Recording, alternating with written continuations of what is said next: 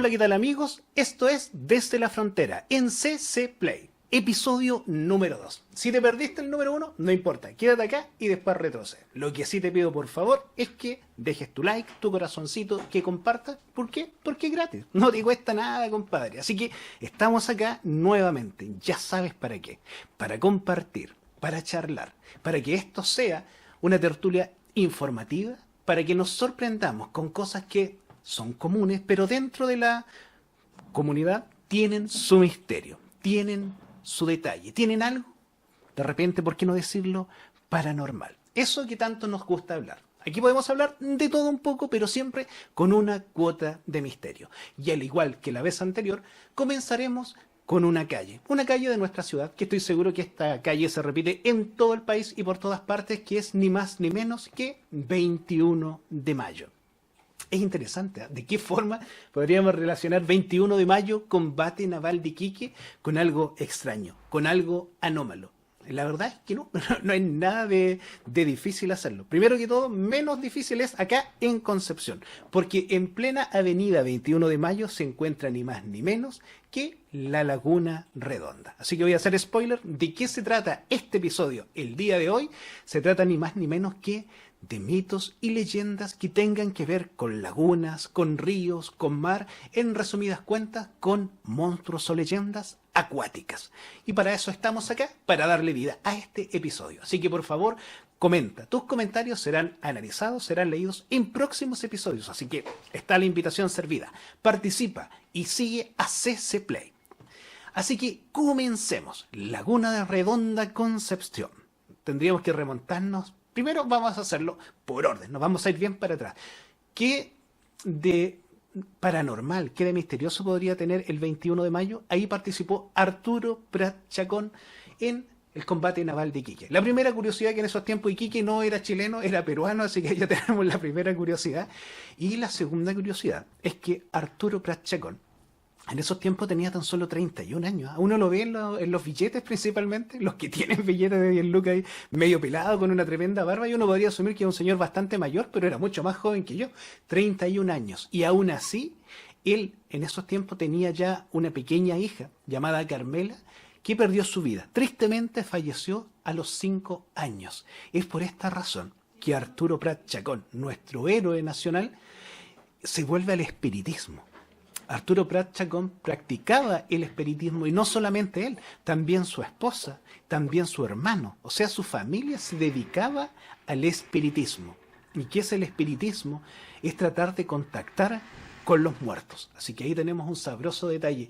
Uno de nuestros próceres de la patria, uno de nuestros héroes navales, practicaba el espiritismo. Así que este señor lo que quería hacer era, de una u otra forma, comunicarse, ni más ni menos, con su difunta hija. Así que ahí tenemos un vínculo entre 21 de mayo y algún misterio. También es interesante señalar que el hermano de Arturo Prat, que en este caso Ricardo Prat Chacón, él después, posteriormente, forman el Círculo de Espiritistas de Valparaíso, que era uno de los más grandes que se había en el continente. Y ahí emerge un nombre muy importante para la gente que le gusta el misterio, lo paranormal, vinculado a nuestro país, que es Jaime Galté. Ya que lo vamos a mencionar, para quien no lo conozca, Jaime Galté es conocido como el más grande espiritista de nuestro país de todos los tiempos. O sea, no es como ahora que el espiritista dice que va a haber un terremoto, que cualquiera podría decirlo, pero ese señor fue mucho más allá. De hecho, la Policía Internacional vino a darle captura acá a Chile, porque él, a través de sus contactos mediúmnicos, pudo saber lo que en Estados Unidos en laboratorios ultra secretos se estaba desarrollando. Y él, para ayudar a una persona, se comunicó con los espíritus, le dieron información sobre un medicamento que no existía en Chile, que en realidad no existía en ninguna parte, solamente en un laboratorio privado, y él envía a un amigo hacia allá, hacia ese laboratorio, golpea la puerta y pide el medicamento. Y ahí es donde los agentes secretos de Estados Unidos toman a este señor prisionero y le dicen cómo él tiene esa información que es secreta, que es clausurada, que es una información privada, de qué manera él tiene conocimiento de ese extraño medicamento que nadie más sabía. Y ahí es donde salta a la palestra Jaime Galté, pero no solamente por eso. Es reconocido acá en Chile porque él visualizó en el momento en que nadie lo sabía, una tragedia tremenda que se conoce como el Titanic chileno, donde cientos y cientos de personas perdieron la vida y miles de animales perdieron la vida. Este señor, en un trance mediúmnico, supo antes que cualquiera que eso estaba sucediendo. Se comunicó mentalmente con una de las personas que había perdido la vida en esa tragedia. Ese es Jaime Galté. ¿Y qué tiene que ver con lo que estoy hablando? Que Jaime Galté, junto a Ricardo Prat Chacón, hermano de Arturo Prat Chacón, generan el Círculo Espiritista de Valparaíso, que después se traslada a Santiago y tenían grandes habilidades. No sé cómo lo hacían, pero podían visualizar el futuro y conocer cosas que nadie más sabía. Pero, volviendo a lo nuestro, 21 de mayo, avenida principal de Concepción, donde se encuentra la preciosa Laguna Redonda, que, si es cierto, es muy hermosa. Se han vivido situaciones que son bastante horribles en ese lugar, desde lejanos tiempos, como por ejemplo en 1910, que es una historia que yo creo que todo penquista debe conocer, que es la triste historia, es el macabro crimen de Petronila Neira. Crimen que, dentro de todo lo horrible que fue para la persona que lo sufrió, hoy en día es casi una alegría para todos los penquistas, me atrevería a decir yo, porque hace muy poco tiempo la animita de Petronila Neira, que está en el Cementerio General de Concepción, se ha transformado en un monumento nacional. Es un monumento nacional vívido, real. Al día de hoy existe y tú lo puedes visitar. ¿Y cómo nace esto? ¿Y qué es lo extraño de lo que sucede, más allá de lo horrido del crimen? Es que esta persona, para los que nos ven desde el extranjero, los que nos ven desde otro lugar, voy a tratar de hacerlo de la forma más bonita y suave posible, relatar esta lamentable situación. Por 1910, Concepción no se extendía de la forma que lo hace hasta el día de hoy. De hecho, la Laguna Redonda estaba en la periferia de la ciudad. Muy pocas personas habitaban por ahí. De hecho, las personas iban a ese lugar a lavar. Y esta persona, Petronila Neira, en compañía de su pareja y un amigo de su pareja, fueron a alguna casucha, algunas ranchas que habían por el lugar. Ella acompañó a estas personas, iban a beber. Vivieron hasta altas horas de la noche y cuando ya se retiraban, caminando por lo que es la línea del tren en dirección hacia Concepción, estas personas terminan con su vida. Nunca estuvo muy claro quién fue, si uno o dos, pero los dos terminaron en este caso sentenciados a pena de muerte. También está dentro de los anales de nuestra ciudad que antes de eso fueron ellos obligados a trabajar haciendo lo que era el alcantarillado de la ciudad. Bueno, la triste y lamentable historia, porque crímenes, femicidios lamentablemente siguen ocurriendo hasta el día de hoy.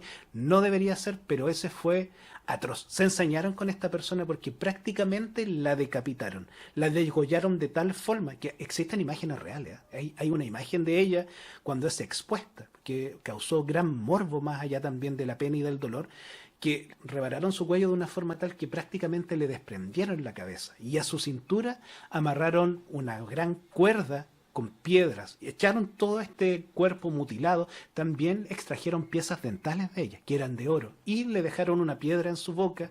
Dentro de un saco le echaron muchas piedras y la dejaron en lo que es conocido hoy como la Laguna Redonda.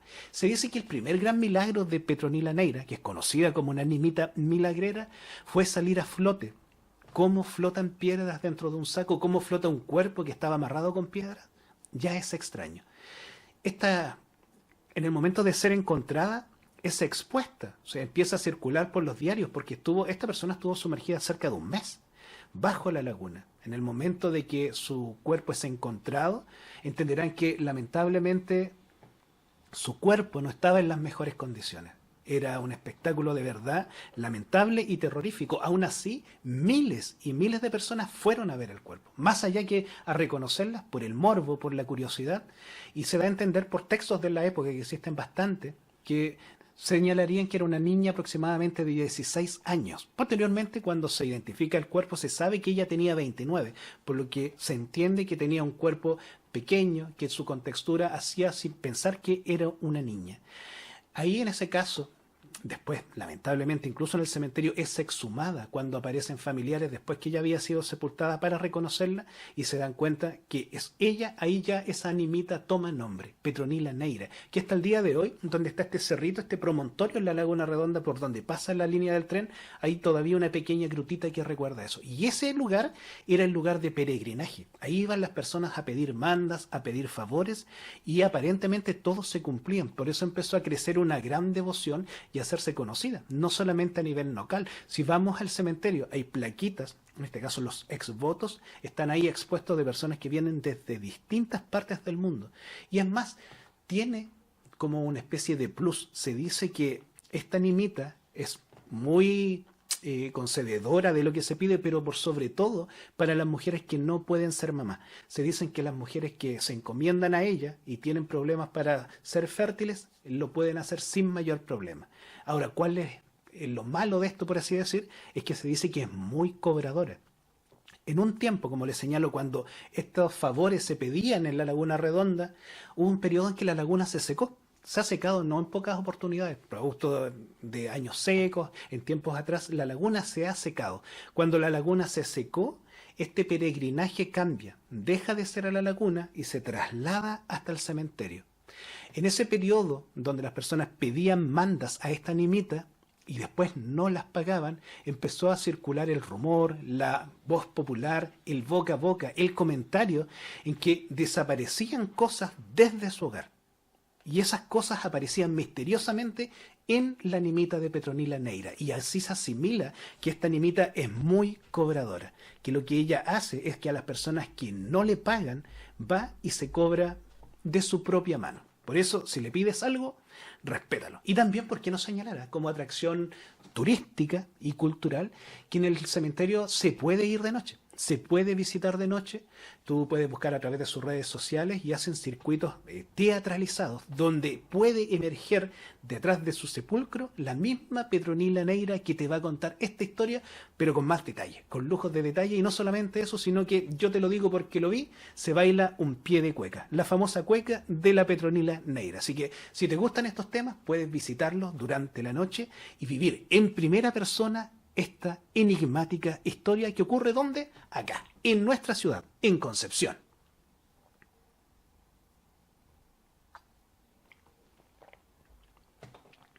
Volviendo al tema. Mitos y leyendas que tengan origen con las aguas, ya sean ríos, ya sean mares, ya sean lagunas, existen en todo nuestro país. Y nosotros nos vamos a enfocar acá en nuestro país, porque qué interesante es en un lugar donde ¿quién alguna vez nos ha mojado las patitas?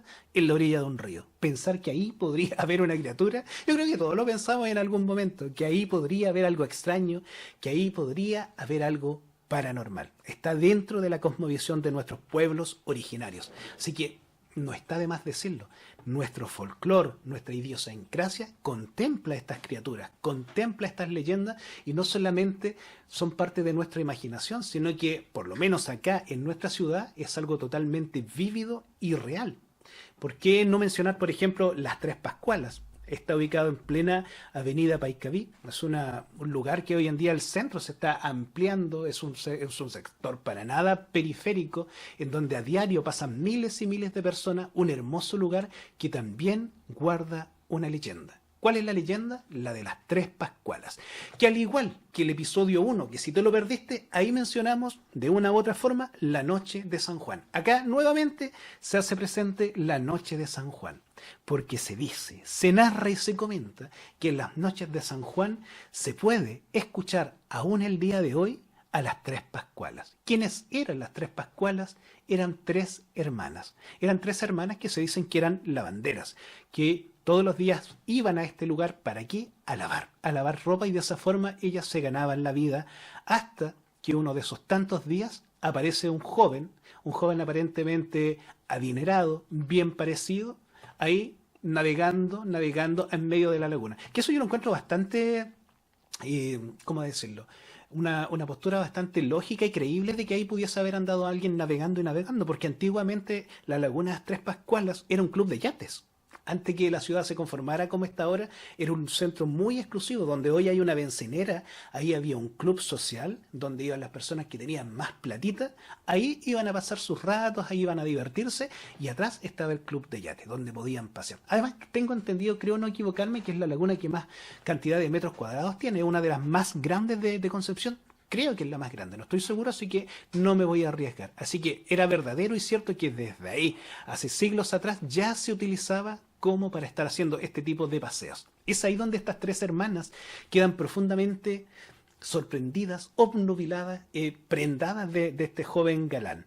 Así que entre ellas empieza una especie de disputa de quién iba a ser la dueña del amor de este joven. Se dicen que estas chiquillas lo que hacen es escaparse sin que cada una de ellas supiera en busca de este joven. Se adentran en la tarde, ya al oscurecer, no había mucha luminosidad, ingresan al agua e intentan llegar a este bote donde el joven acostumbraba a pasear, y es allí donde tristemente cada una de ellas pierde la vida. Y como te dije, hasta el día de hoy se dice que en la noche de San Juan tú puedes escucharlas, su llanto, su lamento, su penar por este amor que no pudo ser. Ahora, si tú crees que, oh, qué interesante, tenemos la Laguna Redonda y las Tres Pascualas, y sí, las tenemos y hay más lagunas, pero también hay lagunas que están fuera de Concepción, muy bonitas, por qué no decirlo, como la laguna que da el nombre a este puente más importante que tenemos acá en Concepción, en la ciudad, que es el puente Yacolén. Tenemos la Laguna Yacolén, que también tiene su leyenda. ¿Por qué la Laguna Yacolén se llama así? Porque según los textos y las crónicas históricas, en ese sector, junto a donde está la laguna, está el cerro más elevado, era donde habitaba ni más ni menos que Galvarino. ¿Quién era Galvarino? Para si hay algún despistado, Galvarino es ese fiero guerrero mapuche que en la batalla de Lagunillas, que está un poquito más al sur para allá, le cortan sus manos. ¿Por qué? Porque era demasiado guerrero, demasiado bravo. Como dirían los jóvenes, era muy choro. Así que no hubiera mejor forma que apaciguarlo que cortarle sus manos, que resultó siendo peor porque, como sabrán ustedes, él se amarró posteriormente, una vez recuperado, cuchillos en sus manos y combatió, siguió, no dio su brazo a torcer, hasta el último de sus días siguió como un fiero guerrero. Bueno, él, yo no lo hubiese querido de suegro, pero él era el papá de Yacolén.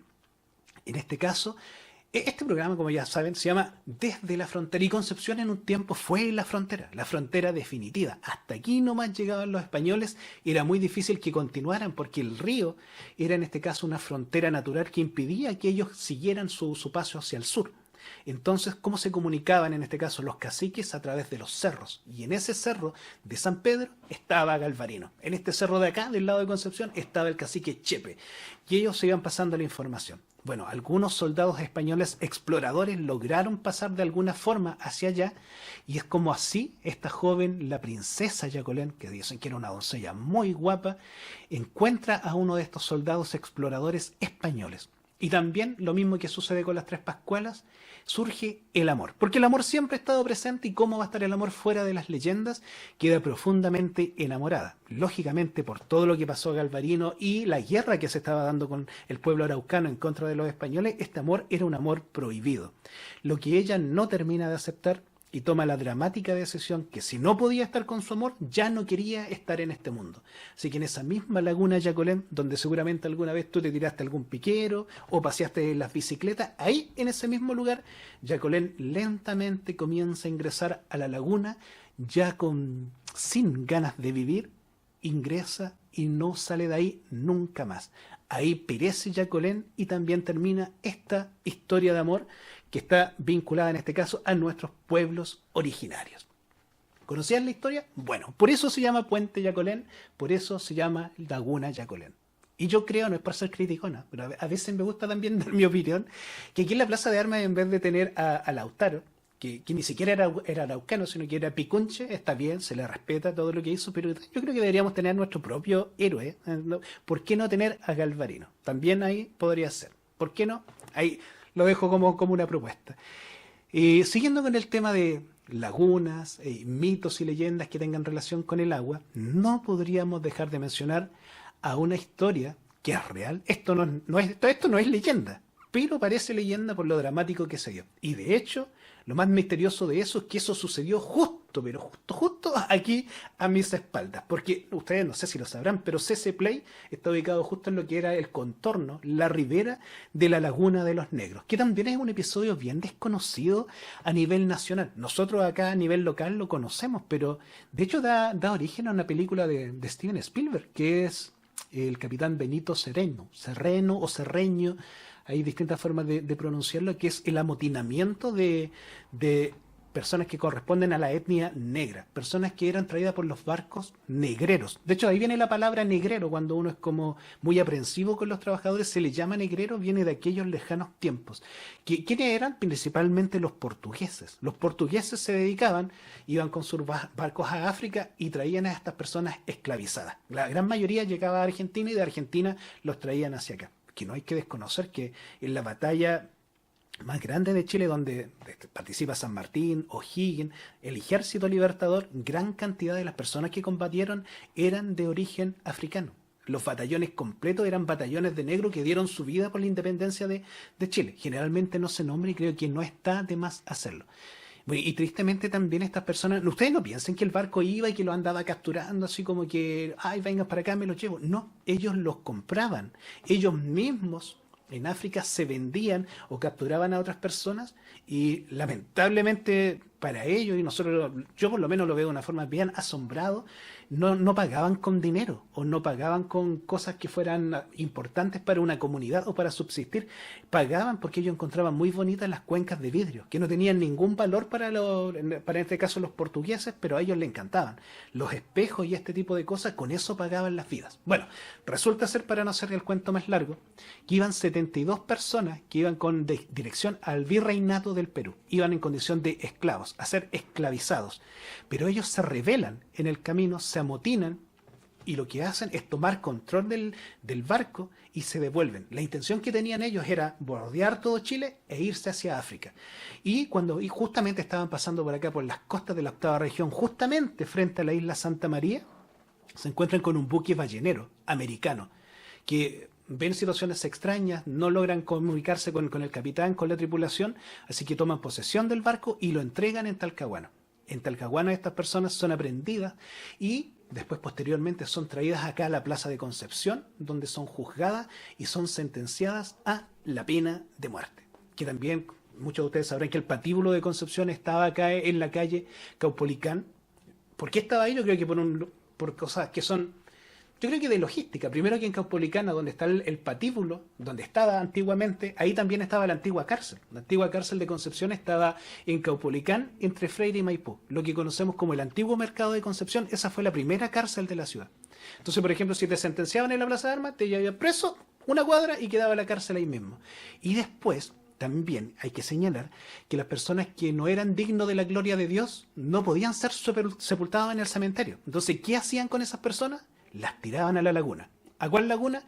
A la laguna de los negros. Toma ese nombre no porque ellos hayan sido lo único, sino que si tú eras pecador, a la laguna. Si eras borracho, curado, cualquier cosa que fuera en contra de Dios, te tiraban ahí a la laguna. Esa laguna al día de hoy no existe, está pavimentada, la ciudad siguió su crecimiento, pero ahí terminaron esas personas. También es interesante señalar que de esas 72 personas que iban en ese barco, mucho más de la mitad eran todos niños. En este caso eran menores de edad, también iban guaguas, lactantes dentro de la tripulación. Ellos no fueron condenados a muerte, sino que solamente 7. De los 7 fueron, y de ahí nace ese nombre de la Laguna de los Negros. Ahora, dentro de la narrativa popular, y ya abarcando mayor territorio nacional, no podemos dejar de nombrar, porque yo creo que todos en algún origen, sobre todo cuando niños, cuando nos daban tareas, a los más mayores como yo con el Icarito, ahora ya está el internet, siempre que se hablaba de mitos y leyendas, es imposible no hablar del Caleuche.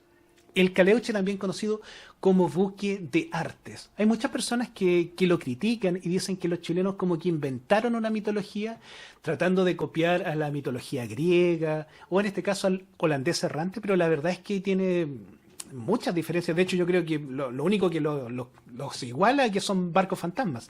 Pero el Caleuche se dice que es el buque de arte porque ahí se practica la mala arte. ¿Cuál es el mal arte? La brujería. Se dice que este barco que aparece principalmente por la zona de Chiloé, hay algunas personas que señalan y juran y perjuran que también lo han visto en ríos, dentro de la misma localidad, dentro de los canales de Chiloé, dentro del archipiélago. Este buque de artes estaría tripulado ni más ni menos que por brujos, que hacen, en este caso, pactos. Los pactos que hacen son de abundancia. Ellos cuando se acercan es porque traen las riquezas o los tesoros o las mercancías que tienen que traer a tierra, y en tierra pagan con más tripulantes. También se dice que ellos recogen a las almas, que en este caso almas perdidas que quedan en los naufragios. Ahí, en la zona hay muchos naufragios. Así nacen como los cementerios simbólicos de personas que nunca fueron encontradas en el mar. Se dicen que ellos se transforman en tripulantes de este barco fantasmagórico. ¿Qué me gusta a mí de ese barco, de lo que se comenta? Que se dice que es una fiesta eterna, que cuando emerge dentro de la niebla, dentro de las tormentas, está completamente iluminado y todos van en jolgorio, en algarabía, bebiendo mucho, bailando mucho, en una eterna felicidad, pero de una forma espectral. También me gusta mucho que se dice, por lo menos yo conozco, que la única forma de protegerse del caleuche es a través de un árbol que es nativo de Chile, y justamente estamos en un periodo de que está dando sus frutos, que es el maqui. Se dice que para que el caleuche no te lleve o para que sus tripulantes no te capturen, tienes que esconderte atrás de ramas de maqui o en este caso ocultar tu rostro, ocultar tu cuerpo con el fruto del maqui. Me parece fantástico, me parece sorprendente. Y dentro de la misma zona, por qué no decirlo, siempre está la presencia de la pincoya. La pincoya uno la puede abordar desde distintos puntos de vista. Generalmente se dice que es una mujer muy hermosa que baila frente al mar, que si le da la espalda al mar, está en este caso anunciando, la falta de prosperidad, la falta de recursos para los pescadores. Dependiendo para dónde ella baile, indicaría eso.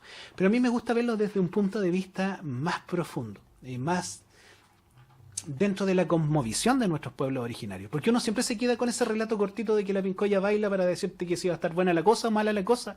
Pero la pincoya tiene una historia súper profunda. De hecho, yo creo que la pincoya es la única dentro de la mitología nacional que tiene mamá. Porque es conocida la historia de la mamá de la pincoya, del papá de la pincoya, de con quién se casó la pincoya, de cómo se llama el hermano de la pincoya, cómo se llaman los hijos que tuvo. Esa información está toda disponible, pero yo encuentro que generalmente se da por sentado que ella baila y listo, y es mucho más que eso. Así que yo creo que en alguna oportunidad podríamos profundizar en eso. ¿Y por qué? Porque la pincoya muchas personas también la señalan como que es una sirena, pero dentro de la cosmovisión nacional, como tal, respetando la antigua, no existían las sirenas. Existían otras cosas antes de la llegada de los españoles que se llamaban zumpal. Los zumpal son criaturas que, al igual como mencionábamos dentro del episodio anterior de los duendes, que son entidades que se manifiestan acá, en este plano, pero no están siempre. No es que si están en un lago, yo seco el lago y los voy a pillar, sino que de alguna u otra forma estas energías se manifiestan por algunos periodos de tiempo. Y los zumpal son criaturas que habitan bajo las aguas, ya sea de ríos, ya sea de lagunas. Inclusive hay algunas personas que señalarían que también estarían presentes en el mar. Y estas criaturas sienten una fascinación por los hombres. Por los hombres me refiero a la especie humana.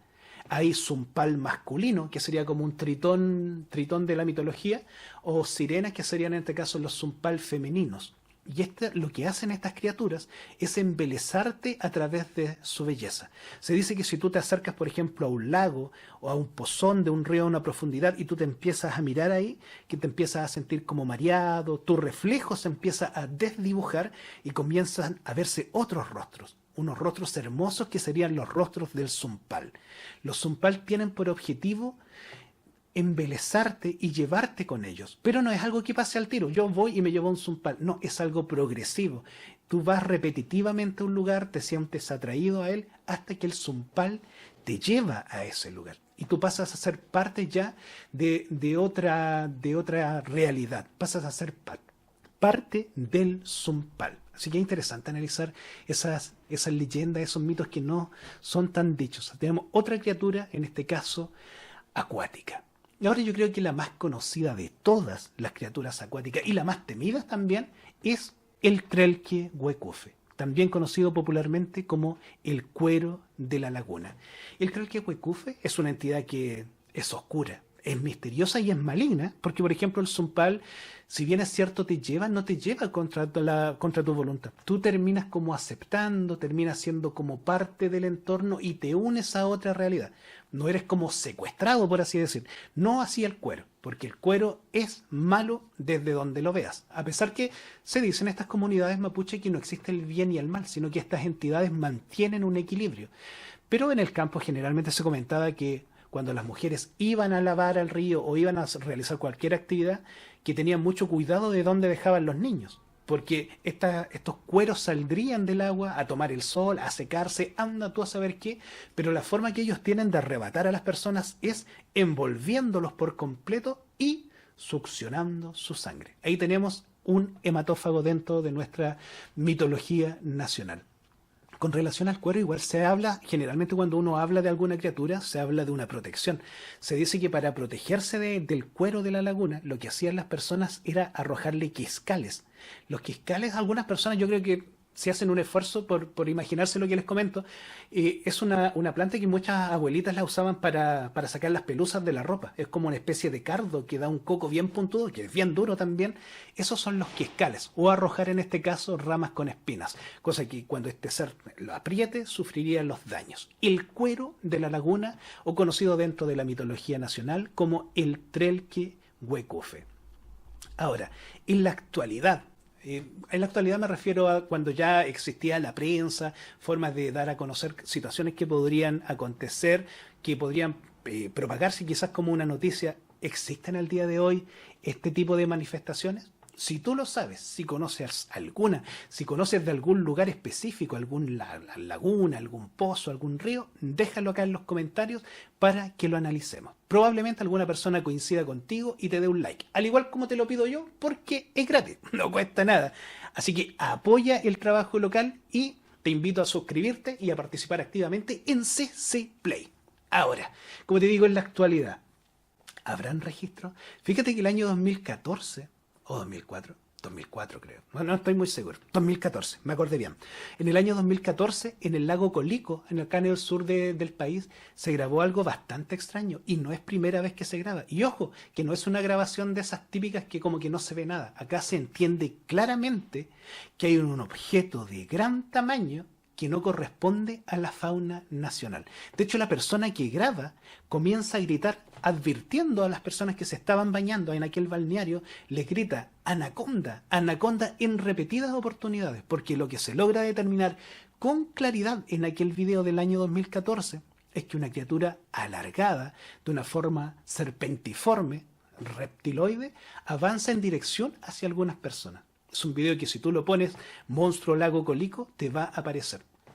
Y lo más chistoso de todo esto, para mí es chistoso, que se dio una información oficial, en este caso un comunicado oficial, en donde se dice que eso que estaban ahí eran olitas del agua, cuando se ve que por sobre la superficie del agua emergen unas protuberancias que van formando ondas, que van en una dirección. O sea, es imposible decir. Después yo escuché muchas personas que decían que eran toninas, que eran peces, que la verdad yo desconozco. No sé si esos peces que son del mar pueden entrar a un lago, no sé si ese lago tiene una salida al mar, pero también es fácil mirar esa imagen y darse cuenta que eso no correspondía a ningún pez, porque los peces tienen en su espaldita una aleta. Y esa criatura no tenía ninguna aleta. O sea, que podríamos decir que en la actualidad se siguen manifestando estas cosas que nuestros antepasados decían ver o que creían en ellas. Entonces ahí tenemos para muestra, un botón. Aparentemente sí. Hasta el día de hoy ocurren extrañas situaciones, y también ocurren extrañas situaciones que quedaron insertas en la historia de nuestro país, o también, por qué no decirlo, en las Fuerzas Armadas de nuestro país, porque hay un ser muy poco nombrado que a mí me llama mucho la atención y tiene una historia también romántica, triste y romántica a la vez, porque esto ocurrió en los años 90 en un rompehielos de la Marina llamado Piloto Pardo. En el rompehielo Piloto Pardo, en la zona de Magallanes. De hecho, si ustedes lo buscan, hay una revista de la Armada en donde se cuenta esta situación. Se comenta que una criatura antropomorfa, una criatura con forma humana, subió a este rompehielo, subió desde el mar.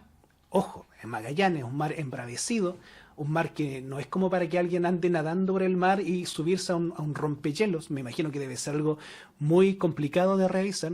Y que la persona que se encuentra con esta criatura, al que está dentro ya del imaginario colectivo o dentro de la mitología nacional, por así decir, como Escamado de Magallanes. La persona que se enfrenta con este ser dice que su apariencia era humana porque tenía 2 piernas, un tronco, 2 brazos y cabezas, pero su cuerpo estaba completamente cubierto de escamas. O sea que era como un hombre pez, podríamos decir.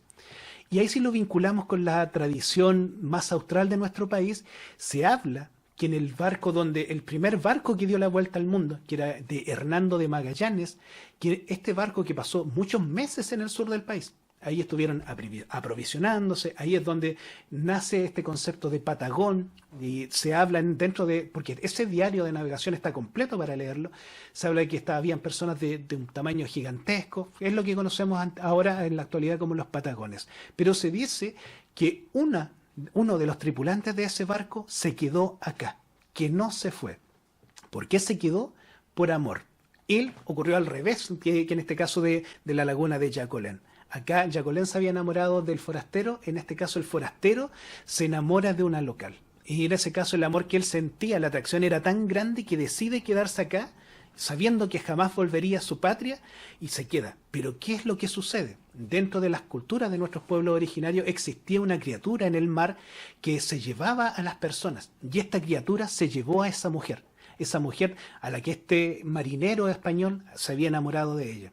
Entonces él intenta hacer una especie de pacto para recuperar el amor de esta mujer, y él acepta, pero tenía que pagar una cantidad gigantesca, en este caso, de un tesoro que él aparentemente hasta el día de hoy recolecta por los barcos. De hecho, hay un mito dentro de los navegantes del sur, que en las noches complicadas, en las noches de tormenta, ellos dejan objetos metálicos o monedas, las dejan en la superficie, las dejan encubiertas, para que este ser conocido como el Escamado de Magallanes pueda tomar posesión de estos objetos y cumplir la cuota algún día para que su amada sea liberado, y así también su espíritu, y dejar de vagar de esa manera, como el Escamado de Magallanes.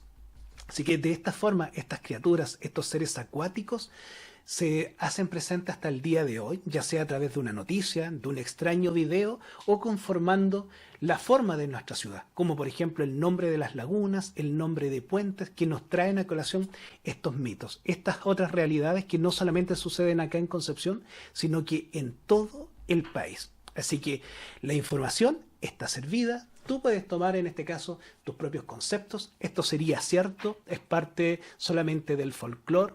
Yo creo que una vez que lo pensamos, lo traemos a nuestra realidad, y por lo menos es lindo interpretarlo desde otra forma. No solamente un nombre, no solamente un mito, sino que esto detrás dejan historias como romances, como aventuras, y se conjugan también con nuestra historia, con nuestra cultura, lo que da paso a lo que se transforma en nuestra idiosincrasia, nuestro folclore. Y para eso estamos acá nosotros, para compartir y para invitarles. ¿Invitarles a qué? A suscribirse, primero que todo. Y por favor, no te cuesta nada, deja tu like, deja tu corazón, comparte para que esto siga creciendo y sigamos generando más contenido interesante. Así que, por favor, comenta, tus comentarios serán analizados para hacer nuevos espacios. Así que esto ha sido el episodio número 2 desde la frontera, acá en CC Play.